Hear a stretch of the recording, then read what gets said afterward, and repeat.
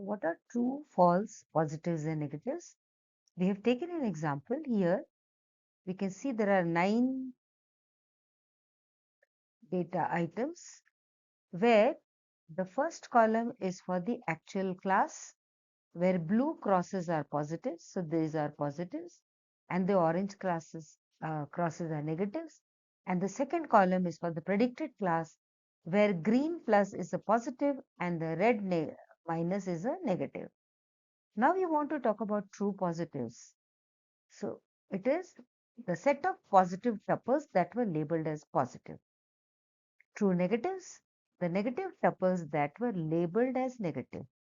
False positives, the negative tuples that were incorrectly labeled as positive.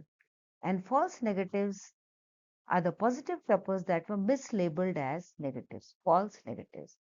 In all, we can see we have 5 positives, actual positives, and 4 actual negatives, because orange crosses are 4 and blue crosses are 5. Now you want to compute these values. The same example. So true positives, positive tuples labeled as positives. So we can see this is B, D, positive, positive, D, positive, positive, and F, positive, positive. So we have 3 numbers. True negatives, actual negative, labeled negative. So which is E and I. So this one, actual negative, labeled negative, actual labeled, actual negative, labeled negative. False positives, negative tuples labeled as positive. So A, this one, and H, this one.